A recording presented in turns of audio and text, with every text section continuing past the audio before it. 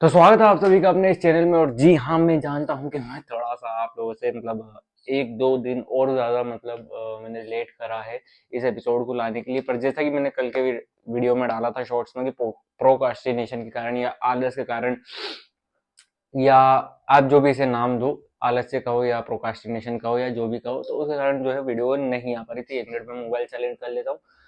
तो भाई साहब, आखिरकार आज हमारा जो एपिसोड है वो आ चुका है। और आज के एपिसोड में आपको मालूम पड़ेगा, सॉरी, मैं आपसे माफी चाहूंगा कि आपके साथ मैं बात कर रहा हूं। तो आइए बात करते हैं आज के अपने इस एपिसोड की।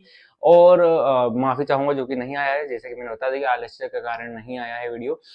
पर आज का जो वीडियो है उसमें बहुत अच्छी अच्छी चीजें दिखने वाली है। हमें कैप्टन क्यूरो की ताकत दिखने वाली है, और वहीं पे जब लूफी उठेगा तो क्या होगा। तो इन्हीं सब सवालों के जवाबों के साथ जो है काया, जिसके मन में मेरे ही जैसे बहुत सारे सवाल हैं, मैं भी बहुत सारे सवालों से जूझ रहा हूँ, जो कि आप लोग ना देखो तो अच्छा है। मेरा दूसरा चैनल है, सौरभ गोंड नाम से ही है वो भी। तो वो ना देखे तो ज्यादा बेहतर है, क्योंकि मैं बहुत अलबेली बातें सोचता हूँ और करता हूँ, जो कि वहां पर अपलोड भी हो जाती है, पर वहां पर भी मैं रेगुलर नहीं रहता हूँ। तो चलिए, आपको ज्यादा टाइम ना लेते हुए मैं आप लोगों के साथ शेयर करता हूँ आज के वीडियो का एक्सप्लेनेशन। एपिसोड की शुरुआत लूफी की गहरी नींद से, पर बाकियों की अगले जन्म तक की नींद जो है वो उड़ चुकी है, क्योंकि यहाँ पर सब लोग थर थर कांप रहे हैं। कैप्टन क्यूरो का आना और पूरी घाटी में हो चुका है सन्नाटा। क्यूरो हाथों से कहता है जेंगो से कि तुमसे ये बच्चे नहीं संभाले गए। तो कहता है कि यार, तुमने ही कहा था कि उसो की तरफ उंगलियों कहते हुए कह जेंगो जो है वो कह रहा है क्यूरो से कि तुमने ही कहा था कि इसे जाने दो, ये हमारे लिए कुछ भी ट्रबल यानी कि कोई भी दिक्कत पैदा नहीं कर पाएगा। क्यूरो कहता है कि हाँ, मैंने ऐसा कहा था, पर ये भी उम्मीद नहीं करी थी कि नहीं थी तुम लोगों से कि तुम लोग इतने कमजोर हो जाओगे कि तुमसे कुछ बच्चे नहीं संभाले जाएंगे। कि तभी यहाँ पर मियाओ बेन ब्रदर कहते हैं कि कैप्टन क्यूरो, जबान संभाल के, तुमने 3 साल से कुछ नहीं करा है, तुम केवल जमीन पे रहे हो, और वहीं हम लोगों ने जो है लूटपाट करी है, गांव के गांव लूटे हैं, और हमने लुटेरों को भी लूटा है। और तुम अब हमारे सामने बहुत ज्यादा कमजोर हो चुके हो। जहां पर ये लोग भाई साहब जोरो को छोड़ सीधे अटैक करते हैं कैप्टन क्यूरो की तरफ, और कहते हैं कि अब हम तुम्हें मार देंगे, तुम हमारे कैप्टन नहीं रहे हो। पर यहाँ पर तभी झटके की स्पीड से यानी लाइट की स्पीड से कैप्टन क्यूरो जो है वो भाई साहब निकलता है इन लोगों के पीछे, और ये लोग कैप्टन क्यूरो को नहीं, उसके बैग को चीर रहे होते हैं। यहाँ कैप्टन क्यूरो अपना हथियार निकालता है, और इन लोगों के पीछे कब आ जाता है इन लोगों को ही मालूम नहीं पड़ता है। कैप्टन क्यूरो कहता है कि हाँ, क्या कह रहे थे बेटा तुम दोनों, कौन मरने वाला है आज के दिन में। जहां अब ये दोनों रो रहे हैं अपनी जान की भीख के लिए, माफी मांग रहे हैं कैप्टन क्यूरो से। तो कैप्टन क्यूरो कहता है कि अच्छा चलो ठीक है, मैं थोड़ा सा सॉफ्ट हार्ट हो चुका हूँ 3 सालों में, तो मैं तुम्हें देता हूँ 5 मिनट। अगर 5 मिनट में यहाँ पर सब कुछ क्लियर नहीं हुआ, तो बेटा तुम में से एक एक को चुन चुन कर मैं अपने ही हाथों से मार दूंगा। अब 5 मिनट मिलते ही जो जेंगो है वो खुश हो जाता है कि चलो 5 मिनट में हम इसे हरा देंगे। तो वो कहता है कि मियाओ मैन ब्रदर्स, जल्दी करो, जल्दी जल्दी जल्दी, हमें इसे 5 मिनट में मारना है, और फिर हमें गाँव की तरफ बढ़ना है। अब भाई साहब ये सुनते से ही दोनों के दोनों यानी बूची और श्याम जो है जोरो की तरफ बढ़ते हैं। तो वहीं जो नामी है, जो पिछले एपिसोड में घायल हो गई थी जोरो को तलवार देने के चक्कर में, वो जैसे तैसे करके जोरो की तलवार को लात मार के जोरो तक पहुंचाती है। यहाँ पर जोरो के पास जैसे ही उसकी तलवार आती है, वो टाइगर फॉर्म बना के दोनों को एक ही बार में घायल कर देता है, बूची और श्याम को। अब जो है वो कैप्टन क्यूरो से कहता है कि यार 5 मिनट तो बहुत ज्यादा हो गए, 5 मिनट के अंदर ही मैं तुम सबको खत्म कर दूंगा, देख लेना। यहाँ पर जो बूची है वो जेंगो के पेड़ पकड़ के कहता है कि कैप्टन प्लीज मुझे हिप्नोटाइज कर दो, प्लीज, मैं उसे काट के रख दूंगा, तुम बस मुझे हिप्नोटाइज करो। अब यहाँ पर जो है कि हिप्नोटाइज का प्रोसेस चालू हो जाता है, और वहां पर जो कैप्टन क्यूरो है वो जोरो से कहता है कि तुमने उसे बहुत आराम से काटा था, जिसके कारण वो मरा नहीं है। जहां ये चीज देखता है जोरो पलट के, तो जोरो का मुंह से तलवार छुड़ी जाती है, और जोरो हक्का बक्का रह जाता है, क्योंकि बूची जो कि नॉर्मल फॉर्म में अभी उससे संभाला नहीं जा रहा था, वो अब बहुत ही ज्यादा ताकतवर हो चुका है। यहाँ पर जो नामी है वो देखती है कि यार ये अभी तक सो ही रहा है, लूफी गधा कहीं का। तो वो भागती है लूफी की तरफ कि यहाँ पर इतना सब कुछ हो गया और ये सो रहा है।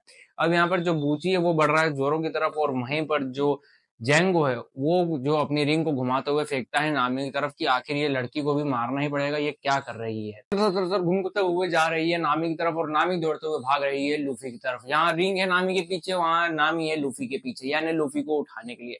अब यहाँ पर सही समय पर जो है वो नामी की लात पड़ जाती है लूफी के मुंह पर, और लूफी उसे उठा लेता है। और यहाँ पर वो जो रिंग का हमला है वो सीधे जाकर लूफी के मुंह में घुस जाता है। अब लूफी यहाँ पर अपने मुंह से इस रिंग को तो तोड़ देता है, पर लूफी को दर्द होता है, क्योंकि उसे रिंग का एक छोटा सा कोना लग चुका था। अब वो नामी को चिल्लाता है कि ये क्या तरीका है मुझे उठाने का, नामी तुम पागल आगल हो गई हो क्या। तो नामी कहते हैं कि अरे मैंने नहीं करा है ऐसा कुछ भी, मैं मैं मैं तो बस और इतना कहते हुए दर्द से नामी जमीन पर गिरती है और कहती है कि लूफी, हमें ये लड़ाई किसी भी हालत में नहीं हारनी है। जहां लूफी अब भाई साहब जिंदा हो चुका है, यानी कि जो लोग सोच रहे थे कि वो लकड़ी के नीचे दब के मर गया है, उन लोगों को लग रहा है कि अब लूफी वापस से जिंदा हो गया। और वो कह रहे हैं, बाकी का जो क्रू है यहाँ पर जेंगो का कह रहा है कि मालिक ही अब तो भगवान भरोसे है सब कुछ, क्योंकि 5 मिनट में अब तो क्या कैप्टन क्यूरो क्या जेंगो क्या हमें कोई भी नहीं बचा पाएगा, क्योंकि अब ये वापस से जिंदा हो गया है। अब लूफी को आता देख सब लोग साइड में हो जाते हैं और यहाँ पर जो कैप्टन क्यूरो है वो कहता है कि 5 मिनट का समय समाप्त हुआ, तो अब तुम लोग सब लोग मारे जाओगे। और वहीं पे यहाँ पर नजर पड़ती है कैप्टन क्यूरो की लूफी पे और लूफी की कैप्टन क्यूरो पे, जहाँ कैप्टन क्यूरो सोचता है कि ये तो वही लड़का है ना जो कि उस दिन चोटी से गिरकर मर गया था। अच्छा, तो ये अभी भी जिंदा है, चलो कोई बात नहीं। अब यहाँ पर वो जैसे ही मारने के लिए आगे बढ़ता है, सबको कैप्टन क्यूरो के पीछे से काया आती है और कैप्टन क्यूरो अपना पंजा पीछे ले जाते हुए कहता है कि मुझे पीछे से मारने की सोचना भी मत।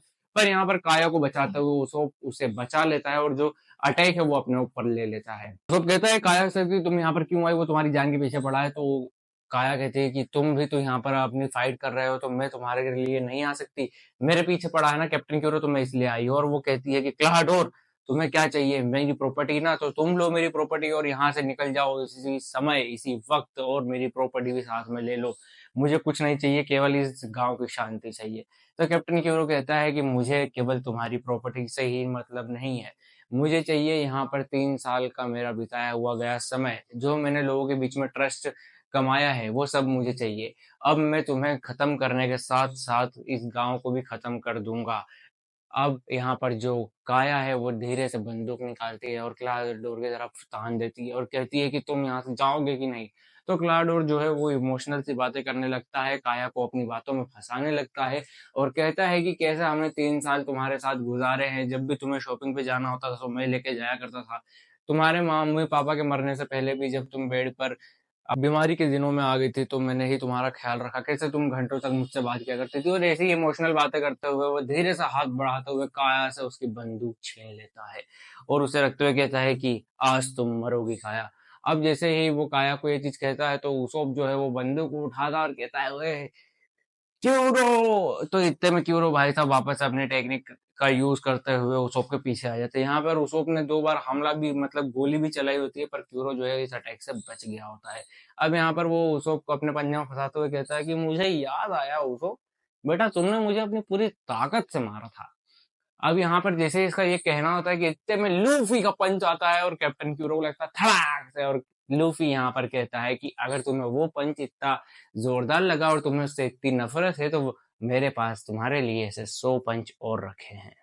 हाँ तो भैया उम्मीद है कि आप लोगों को आज का एपिसोड खूब पसंद आया होगा। कैप्टन क्यूरो की ताकत आपने देख ली है, कैसे वो भाई साहब लोगों को दिखता नहीं है पर होता वो जमीन पे ही है। तो आगे क्या होगा, क्या कल के एपिसोड में काया मारी जाएगी या काया बचाई जाएगी? इसी के साथ आज का एपिसोड यहाँ पर मैं समाप्त करता हूँ। आज का जो अपना वीडियो है वो भी समाप्त करते हैं। और मैं थोड़ा सा कंफ्यूज हूँ, हाँ मैं कंफ्यूज हूँ, तो मैं मिलता हूँ आप लोगों से कल कुछ ज्यादा ही क्लियरिटी के साथ और अच्छी अच्छी चीजों के साथ। तब तक के लिए आप लोग बने रहे अपने इस चैनल पर और अपने भाई को सपोर्ट करना ना भूलें।